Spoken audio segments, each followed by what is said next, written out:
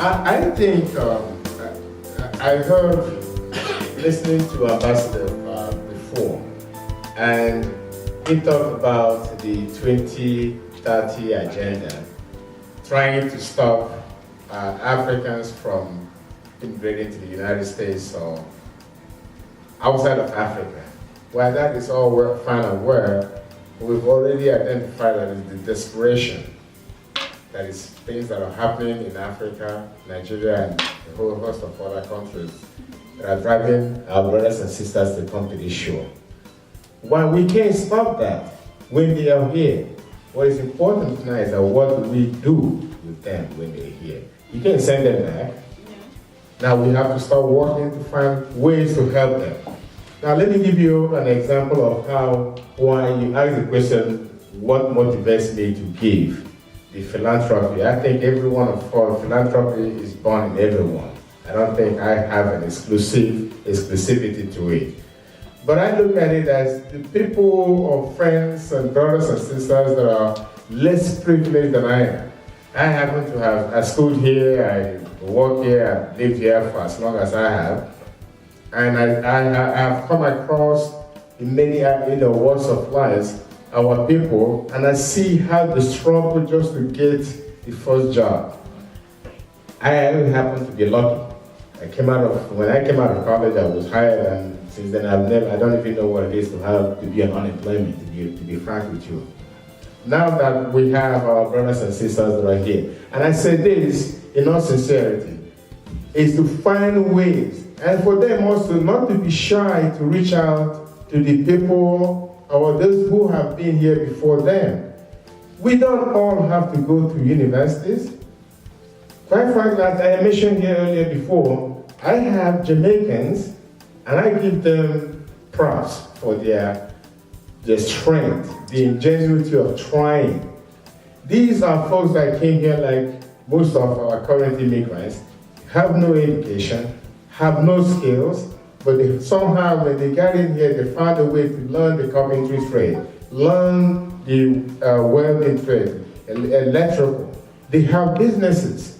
One of them in a company I think it was about 4 or 5 years ago, my company, we were a little concerned about giving him a contract, and then they were asking me, do you really think that you want to invest in this guy? He kind of, he's kind of shaky, because of course, once you have the same task and everybody's running away from you. And I said, let's take a chance. I know the length I went through. We did give him a job, a project. One of the many buildings we were doing is an electrician. I won't mention the company's name. A job for $186,000. Today, the same company does over $6 million in electrical work without a company. Wow. That is the exception. You gave him the first opportunity. First opportunity. And why I bring this up is that I know he has more money than I do. Because this running his business. But that's the reward he gets for running the business. The effort he makes every night, rather than waiting for a paycheck, the paycheck can be taken away, just like it was taken away from me, from you, or any other person. But the guy is making the extra effort. Not to cut you off, Sir Clem. How can you empower Nigerians to benefit like this guy you're talking about? The difference, just in a short sentence. Yeah, the difference between some of these folks and I guess our folks. We are too proud to admit that I don't have it. We need help. And we need help. And the ego aside, because if you don't have the ego is one of the motivators for every man and woman. Because you have to have the pride in you. But I'm saying that some pride is so foolish. If you have no money, and I've seen a few of those individuals come to me, and to our company rather, and they say, listen, I have no money, but I know that I can sheetrock an apartment in one day. And when I hear I have no money, that's good, because that's what we have. We're trying to give the money. But I know how to sheetrock an apartment, I get it done in one day. That's what we need from that side. So we have what he wants, and he has what we need. The marriage becomes synergy. Our people don't do that. They tell you, I have all the money and ready to do all of it, and then when you put them in the game, and it's off or not. I see that the deputy mayor is itching to say something. Well, let me just speak from a practical experience. When Mayor Baraka, my boss, wanted us to implement the municipal ID card, we went to New York, under Mayor de Blasio and his team. They showed us what to do. We came here. Of course, it's history now that Newark has the municipal ID card. But the first thing we noticed, we spread the word all over. The Hispanic took advantage of it. But the Africans, even though it's their brother that is there, that's been telling them, come and take advantage of this. What did the Hispanic do? The Hispanic, all of them, the undocumented Hispanic immigrants would come to the city. They will get the municipal ID card, because with the municipal ID card, you can walk in the city of Newark. You can open a bank account with some of our participating banks. And if you don't commit any crime, our police officers, Newark is a sanctuary city. So the police officers are forbidden to pull you over and ask you about your immigration status.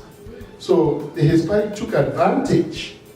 You talked about how do we empower our African brothers and sisters. So the smart thing they did was they would bring the master electricians, the master plumbers, the master whatever it is, and they will offer their services. After work, they will invite those ones that don't have skills, that are undocumented. They will train them on basic electrician, basic plumbing, basic sheet rocking, whatever it is. After 2-3 months, they give them certificates. Once they are qualified, they match them with those that have licenses. So they are working. They are not out there looking for jobs. They are working for fellow Hispanics that have the license. So now, to even make it better, what they did was, upon graduation, they wanted to kind of give some type of flair, some type of authenticity to the certificate. They came to me. They said, Deputy Mayor, can we have the city logo on this certificate? So that the city, it would appear like the city is doing it with them. Sponsorship, yes. I'm like, that's neat, but hold on, let me ask the mayor to see if it's okay. I went to the mayor, I said, Mr. Mayor, this is what the Hispanic are doing. 88 certificates, one shot, 88 of them. Wow. The mayor said, wow, this is good. I said, yes, Hugo, go for it. They can put the city certificate, seal on it. And we did that. But now I have to sign 88 certificates. And we did that. And now we presented it to them. So they framed them, and now it looks very authentic. But Africans, we are not doing that. And I would also add that... so we need to really start doing stuff like that. I think you have raised a very cogent point. And right now I'm talking to leaders of African communities, leaders of African organizations. Please, let's take advantage of the opportunities that are open to us, especially in Newark, Franklin County, and East Orange, where myself and Honorable Born in Life Ndo stays, we work in that community and we know there are similar options there. So please, if you're an African, take advantage of this. Newark is offering ID card for indigenous or those who live in Newark. So let's take advantage of this and not keep running around, hiding and then not working. So, Saklem, you... Yes, I was talking about the allied trades before when I mentioned about the electrical carpenters. There are people still, perhaps don't know this.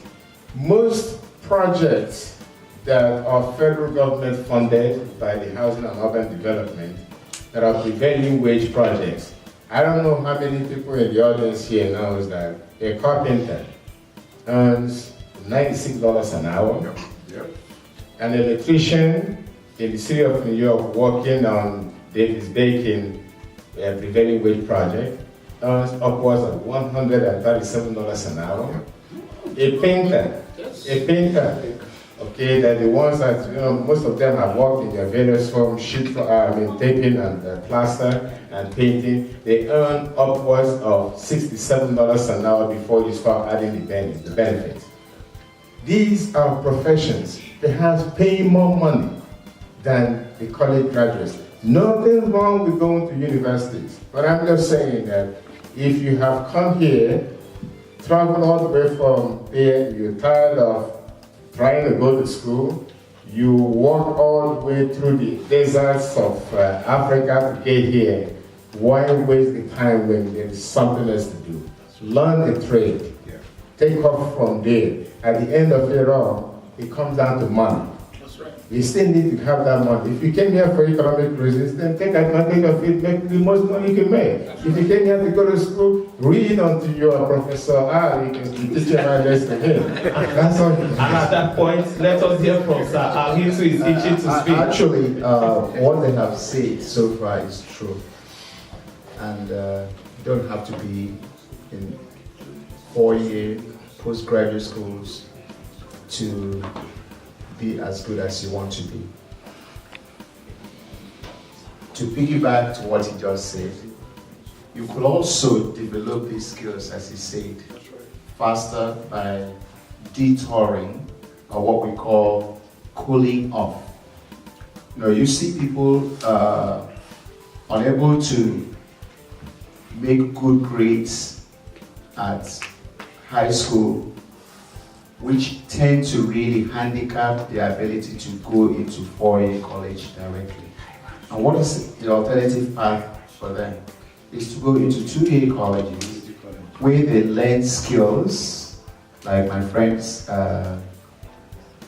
Sir Clem just said, they obtain certificate in construction code methods, they learn paintings, they could also learn other handy skills where they could avoid that college level. But I bet you some of these people also at certain time in their life decide to go back to a 4-year college, and that's what we call them non-traditional students. The traditional students being those that go from high school to college, and some then detouring or cooling off to community college to obtain the necessary skills to be able to improve themselves. So whatever we do, my argument is that still education is indispensable in our life. Thank you, Sir Al. Your efforts in making sure that Nigerians and Africans get the best seats in colleges is well noted and inexhaustible. Honorable Bolela Ifondo. I want to make this point that a poor man will never be angry at a rich man if you show them how to fish, as opposed to handing them a piece of fish. Majority of the discussions and preferred solutions is how to not only take care of ourselves here, but rather how do we assimilate our brothers and sisters that come from Africa. You see, it goes back to the organizational failures that we have here in the diaspora. Majority of the African citizens that come here end up not getting help from those that are already here. And I will tell you how they can help. What do you think is the reason for this? Because I've heard this, a lot of people have given that, made that complaint to me. Why do you think they don't want to help other Africans or show them the pathway? They're two-faced. One mentality is this saying that you have to go through what somebody went through to understand what's going on. They say that a lot. You have not seen what we saw. The second part is the failure of existing structure. And by that I mean the community organizations that are in existence. And I'll give you a very salient point. I have friends that are from Egypt.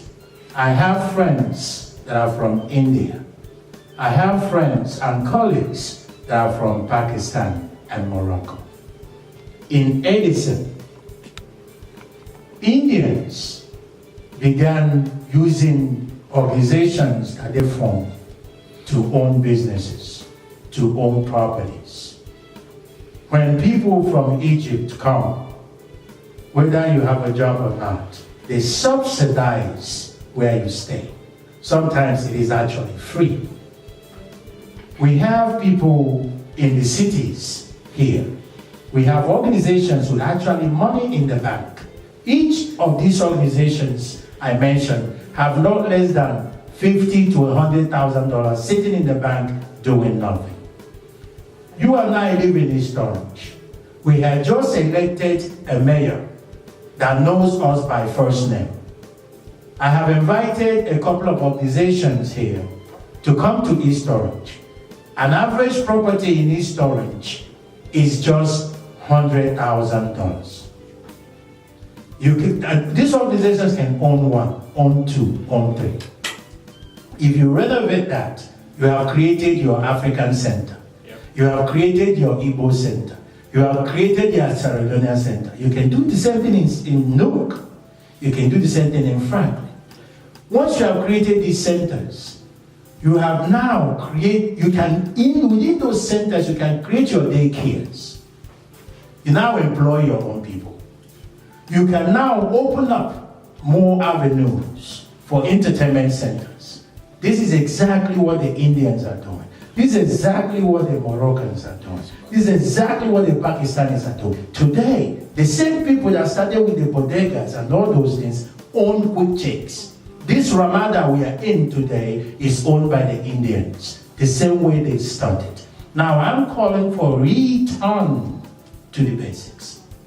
For organizations to not just come to the cities and not just because when people center on individuals, when somebody is really helpless, there's really not a lot they can offer you. When you're looking at, like the ambassador said, people are coming from Africa, they're not running because they're how they can eat. They're running because there's bad government. Resources are not there for them anymore.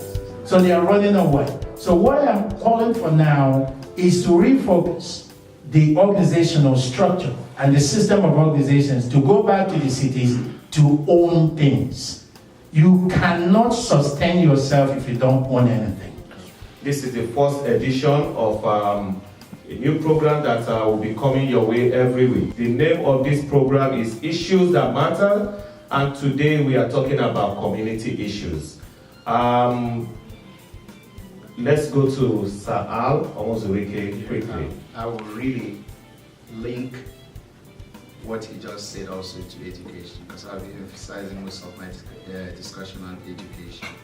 Let's say these individuals that we talk about in our community that just arrived and need direction. Like in education, they're seen as those in predisposition stage, which is when your child is in the 7th and 9th grade. That is when you need to prepare them for college. And what do you do at that point? It needs parental encouragement. And who will be the parents to those that just arrived from Nigeria? I give specific examples, like our elders who have now, I would say, retired for us to continue from where they stopped. I know when I arrived in this country, people like Elder Alice, they just said, I called him. These people will secure 3 jobs, and job I mean security jobs then. they have their name listed in those companies. And what they do is when you arrive, they would locate you and send you to one of the sites that they work. You'll be working in their name. Whenever the supervisor calls, you answer the phone and say you're Justin Bona. At the end of the week, they get paid for that job. Doesn't mean that they're not doing something else. They have another job. They also try to help the brothers and sisters who arrive. When that check comes in, they give it to them just to help them. And that is what we do also in education at the predisposition stage as parents. We begin to encourage our children, tell them what the benefit when they go to college. Another thing we do at the predisposition stage is to realize that these kids who would one day be heading to college, we don't wait till when they get into college to begin to do something. We save, like my parents. My father does not have a bank account, nor my mother. Everything they earned, they invested on me to go to school.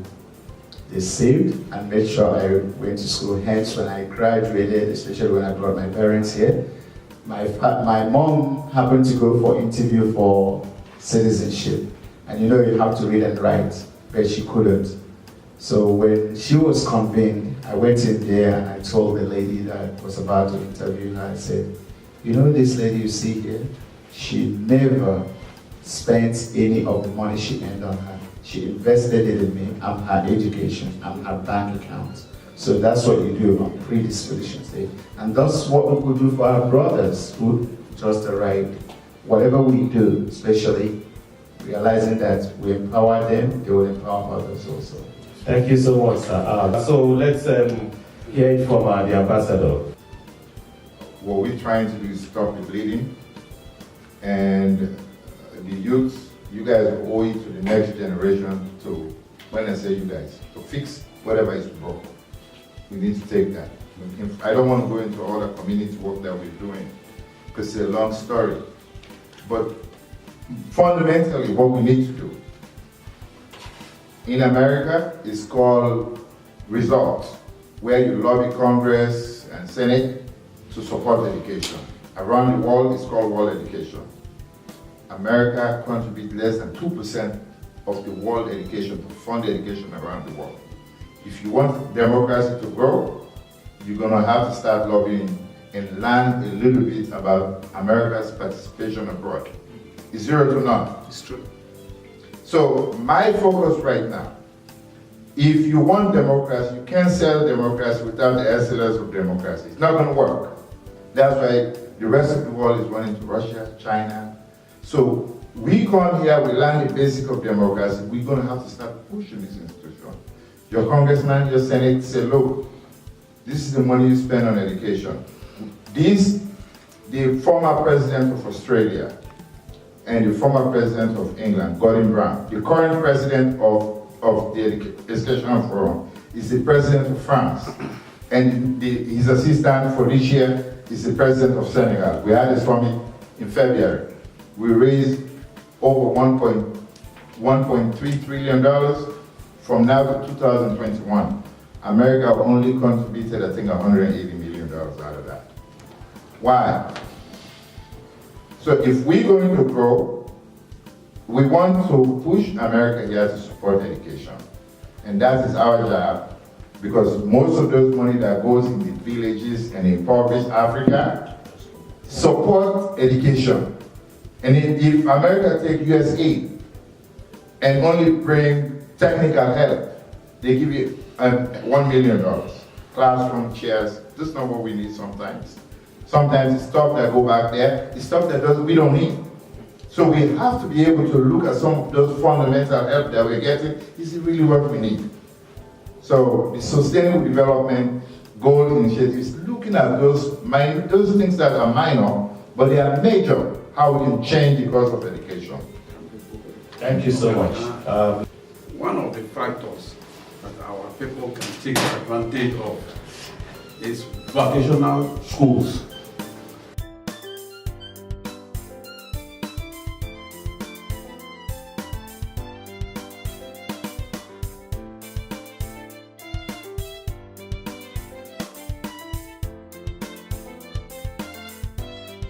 Thank you, Mr. Moderator. Thank you, ladies and gentlemen. Thank you, panel. I have listened intently, I've listened rather copiously. You guys are extremely well experienced in your different field of study or different fields of endeavor. I have listened to hear the ambassador did mention something very, very close to that. Talked about the migration of African citizens to the West. And all of you contributed to the causation. But I want to go back. I'll make a remark and then posit a question to the panel. In 1960s, or earlier than that, probably 1950s, there were a bunch of Pan-Africanists. Kwame Nkrumah from Ghana, Kenneth Kaunda from Zambia, Isee-cvic from Nigeria, Patrice Lumumba from the Congo. These men effectuated what we now know as the emancipation of the continent. And that emancipation was not allowed to really take hold. A bunch of them were cut down rather precipitously. Much of the discussion tonight centered around what is going to be done immediately to arrest what we're dealing with here. But I think there's a much more fundamental problems that we need to address as well. I've looked at all the leaders here. The councilman is a very good friend of mine. The deputy mayor is a very good friend of mine. The philanthropist and architect is a good friend of mine, and he has done a very yeoman's job in this community. Not long ago, the President of the United States said that the entire continent of Africa is a sheep-fold continent. And by extension, the people that populate it are also sheep-fold themselves. I think what we're dealing with here is rather cursory. I am looking for much more radical departure from pin-pricking situations. What do we do to begin to do what the ambassador said, which is to disencourage people from traveling here in the first place? And then secondly or thirdly, how do we begin to become relevant here? I have looked at all the immigrants here, Latinos for instance. Bonnie Life mentioned his friends from Casablanca, Morocco, India, Egypt. And I think Africans can do this. We can do this if we methodically and systematically go about it. What do we do to become relevant? The deputy mayor mentioned it, Sir Al mentioned it, the councilman mentioned it. Elections are very, very, very important. Elections are very important. So without dealing with cursory issues, these are all good ideas, but I think we have to go back to the fundamentals. What do we do to challenge this system so that when statements like Trump attributed to African continent occurs, we will tell him that we're not inconsequential. The only way you become inconsequential is if no one knows about your existence here. And for the most part, Africans are existing here on the periphery. How do we get into the mainstream and challenge status quo? And the ambassador did mention lobbying. Furthermore, we cannot take what is going on here. It is not disconnected with what is happening in the continent. Because if the leadership in the continent is good, there wouldn't be any need for children to migrate and die on the Atlantic Ocean. Therefore, my question to the eminent panel is, how do we link what is going on here in America with what is going on in the continent? We can remove leaders that are not effective. Let nobody tell you that we cannot remove leaders. We can. Your money is important, Your votes are important. Your circle of influences are important. Thank you. I refuse to accept that we cannot challenge the mindset and change things. I recommend one book for everyone here to read. It's titled Imagine Africa by the former Deputy CBN Governor, Kingsley Moghalu, himself has declared to run for the presidency of Nigeria. Thank you, gentlemen. My name is Isee-cvic. A lot of times I hear we have a community you can talk to. I've always heard you're the deputy minister, but truth is, I see you at events. It's not proper for me to come to you and say, oh, I want to talk to you about this or that. So I'm really happy about this forum because it gives the youth the opportunity. And then he was talking about helping people and all that. Honestly speaking, I've not been here for a very long time, but I've heard a lot. Come into the community, you can talk to people, you can do this, you can do that, but honestly speaking, it's been just words because an opportunity has never come up. So personally, maybe because it concerns me, this is one of the most interesting and educative forums I have actually been opportune to actually come to. Yeah. And then about the migration, I'm sorry, but I don't see that not happening anytime in the nearest future. So yeah, people are going to no matter what happens. Isn't it? Okay, there are two ways you can actually come to see us. First, if you want to come to my office, we run an open door policy. You can always come to the City Hall. I can attest to that. Yes. He has no dog on his office. I mean, in his office, just walking. Yeah. So you can come in any time. 920 Broad Street, City Hall. I'm on the second floor, right next to the mayor's office, room 218A. That's one way. Another way, which is what we're actually preaching, is to use the organizations that we have. Like whether it's Isana or whether it's NIDO, or these organizations interact with us at the City Hall. So they are actually the ones that, if you know about them, you can go through them to also come to us. Okay? So we are there. We can always assist you. You talked about the reason why the organization is important. I spoke earlier about what the Hispanics are doing. It's actually the Ecuadorians that did that. And it's an organization that put all that together. So folks, we can do this ourselves. We can actually do that. So having said that, let me go to the question posed by our brother, Ben Zikora. Yes, we can change leaders.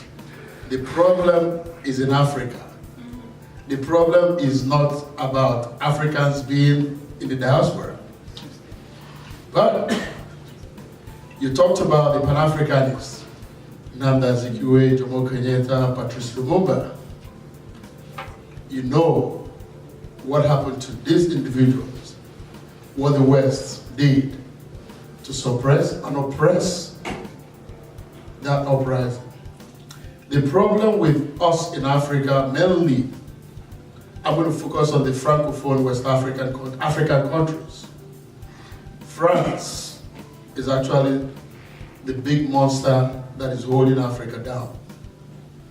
If you know, up to date, some of us probably would erroneously think that the Francophone African countries are independent countries, but they are not. Why am I saying this?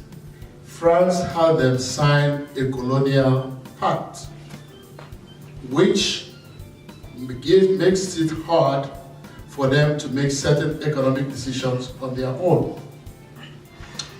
One of them is they can't print their own money.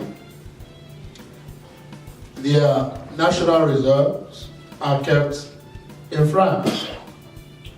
85% of their national reserves are kept in France. Should they have any need to withdraw more than 15% of that, France will charge them commercial interest rate to withdraw their own money.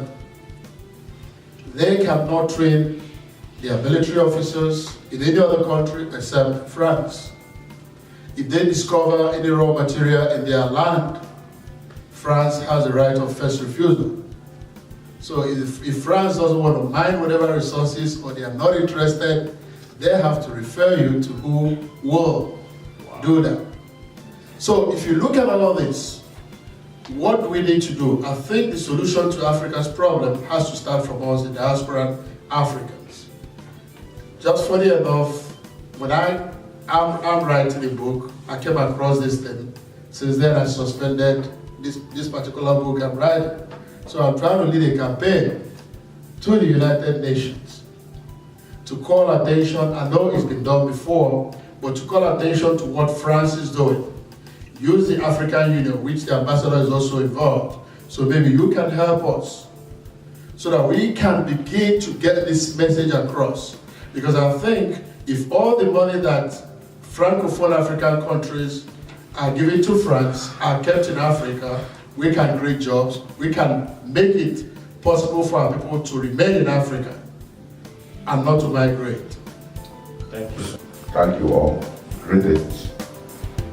Unfortunately, we are discussing this.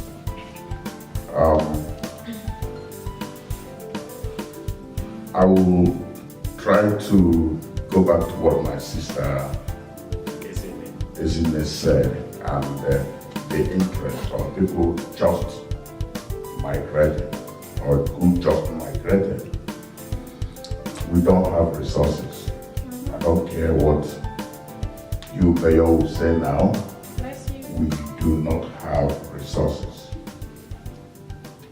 Unfortunately, we did not allow people like Clem to put those resources when they wanted to build an African house.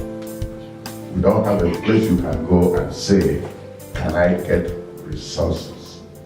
If you say, where can I get resources? You don't have a place. And if you don't have a place, you'll be a wanderer. So we do not have a place. Because if you have a place, when you walk in there, somebody will say, oh, we have a deputy mayor. And possibly, for those looking for training, vocational training, they will tell you, oh, local works with the state and can help you get any training free.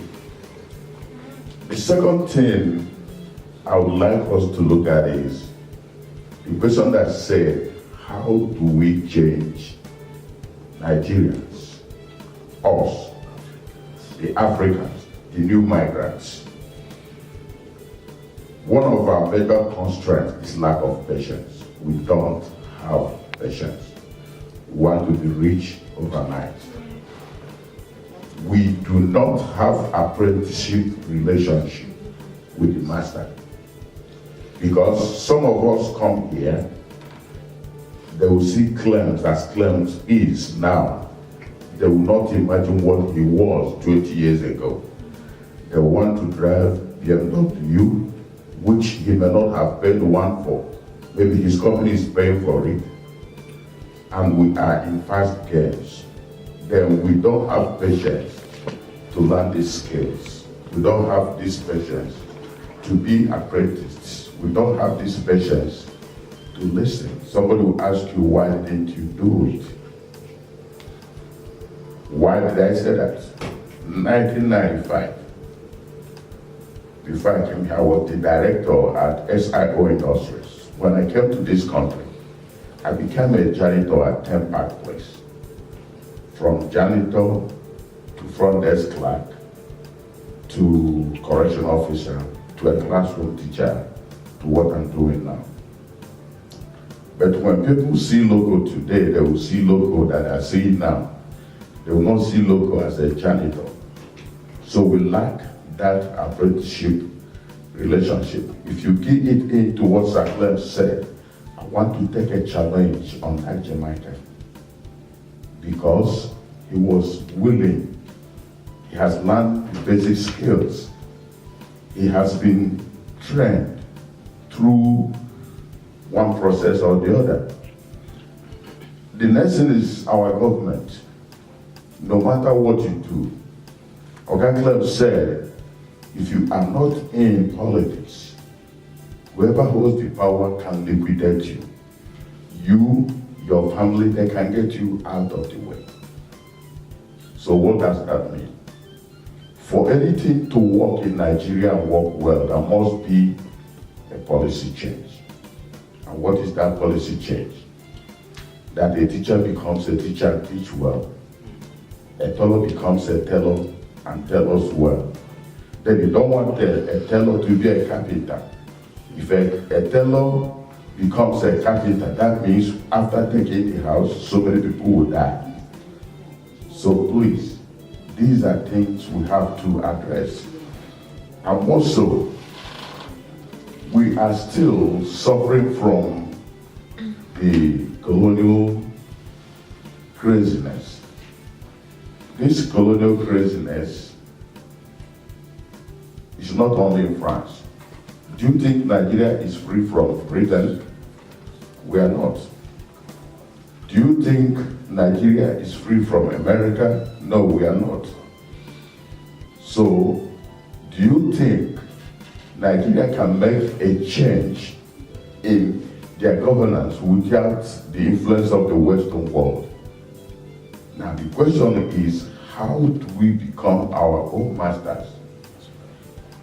So that's a challenge that we have to look at. Thank you. For the life. Thank you, Saloko and Honorable Benjamin Zekora and Ezinne for the wonderful questions. I want to start with this Latin maxim that says, quid plantito solo sedit. What is planted to the soil belongs to the soil. Honorable Benjamin Zekora mentioned a statement by the current president of the United States, referring to Africans as shitholes. Do you know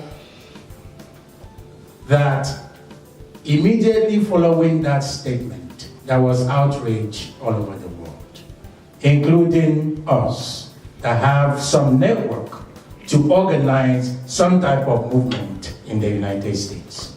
We started to organize one. But before we could get to New York, the African Union already stood down. That's right. So our problem is back home. They already stood down. They sent a letter to us saying, oh, the President of America wrote us and apologized, so it's okay. So that's the main problem. And the second problem is we're still under economic slavery. To get out of this, simple, we go back to the basics. What I talked about earlier. You take care of yourselves where you are. You empower yourselves where you are. You uplift each other where you are. If you create another successful person next to you, America will respect you. There is absolutely no way you can go to Washington and go to the White House and ask for the door to be opened for you for being an ordinary person. They are not going to do it. I understand. Anybody that is born poor will work twice as hard. That's what we are going through. But to make no mistake about it, Africans have survived this far. I see hope. I don't think I want anybody to leave here hearing these tales of I can't. I don't want anybody to hear we cannot. I am here to actually say that for the audacity of hope, for the fierce urgency of now, quoting Barack Obama, that we can actually, ordinary people can do extraordinary things. We can do this by helping those around us, empowering those around us, or reorganizing with strategy, reorganizing with vision. Before, we eluded ourselves. Because why? People wanted to come and socialize. After socializing, they go home. There has to be something else to it. There has to be my mother told me, growing up, anybody around you must be a factor of production. no matter who it is, there must be something they're bringing to your life. If they're not bringing finance, moral, spiritual, French, social, then you must exclude them at the moment. Bring them back when they become relevant. What I am proposing is to go back to the basics. Let this particular forum be the catalyst to reignite people's mindset, to go back to the basis, to go back to the cities, to own properties. Because if you don't own anything, you will not be successful. I will repeat that anytime, anywhere. Thank you. Thank you very much. Thank you, Honorable Uche. Yeah, Nigerian community, and we still do have a community. And I get a little crazy, I get the clement in me trying to walk away when I keep hearing America. I get confused. Are we talking about North America, South America, or the United States? There is a big difference, and let's not confuse that. In this community, there was a time, not too long ago, when people used to come from Nigeria and they would come to the village meeting, town, local government meeting, and say, this person is having some hard time and they're looking to borrow money. The organization, we get together and say, you know what, maybe we can lend him or her $2,000 to go take care of their problem. And they disappear. That was the last we heard about them. The folks that are, the migrants that are coming in here, maybe because the ones that have lived here for too long have been assimilated, they think like the United States citizens, they think like the so-called American, they think like the so-called white man. They're not used to some of the shenanigans, as I call it, that comes out of our homeland. When a person comes to you to borrow money, you expect them to pay back. That's how it is down here. If somebody that has been borrowing and shucking and jiving and disappearing in Nigeria comes in here and do the same thing, what do you think is happening? They're closing the door for the rest of the other folks that need it. To the extent that some of our brothers and sisters here will get into trouble and they get locked up, nobody's willing to go and even go out there to go and identify with them to bail them out. Because one, you don't know how they got here, you don't know what their problem is, but there is nothing wrong in finding out. We are our own worst enemies in us. If we start changing the way we approach these things, Loco pointed out something here, that because everybody's in a hurry, they want to be a millionaire. I worked with Ubeke, Michael, and Chifanokam. He and I worked in the same security guard job in Fort Lee in the early 80s. You know what? I couldn't even afford to buy a car that would drive all the way from Newark, where I used to live there, to Fort Lee. I had to buy a car for $250 that I can only drive back because the transmission was bad. That was how bad it was. So I kept driving the car. Ubeke is here, he can attest to it.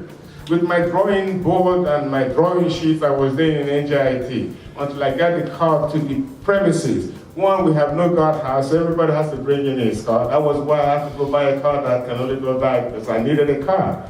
Every day when I go to that site, I will buy gasoline, put in the engine, the car will start, it will run, just that we go nowhere. Like, people that, me and my car in the barber shop, and we sit there until the next morning when he will come and relieve me. Some of the nights when he doesn't show up, I'm in panic.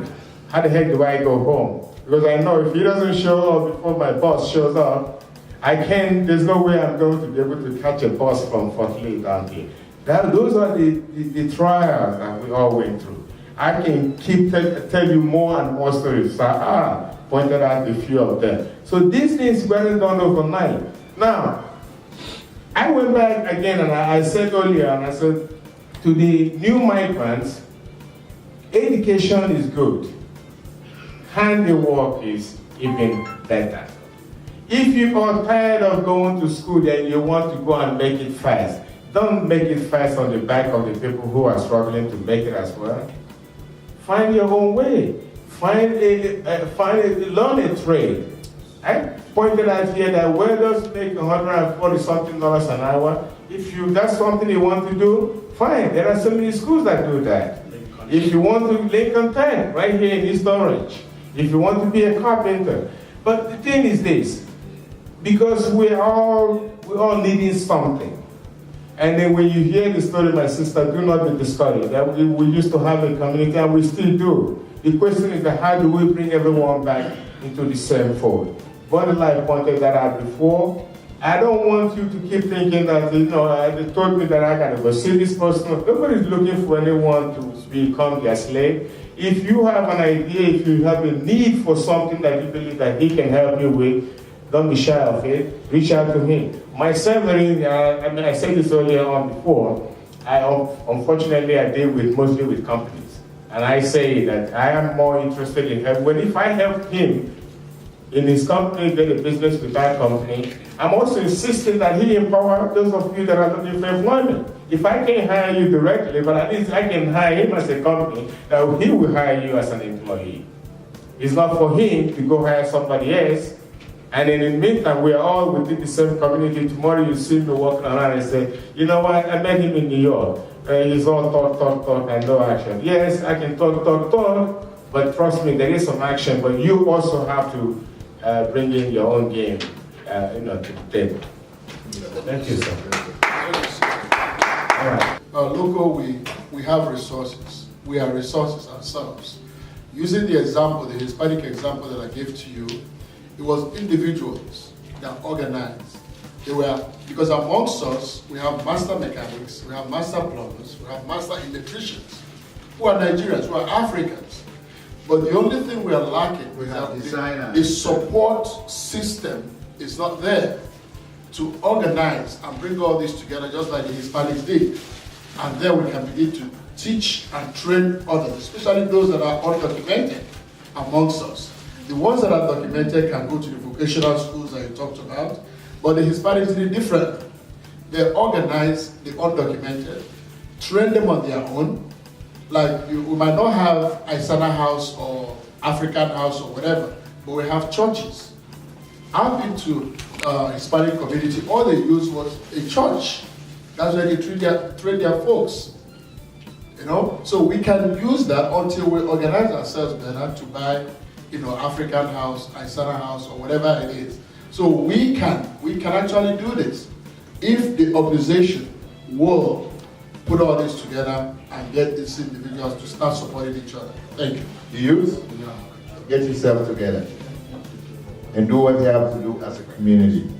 Help them. Right? Thank you. Thank you so much. Ladies and gentlemen, we have come to the end of today's program.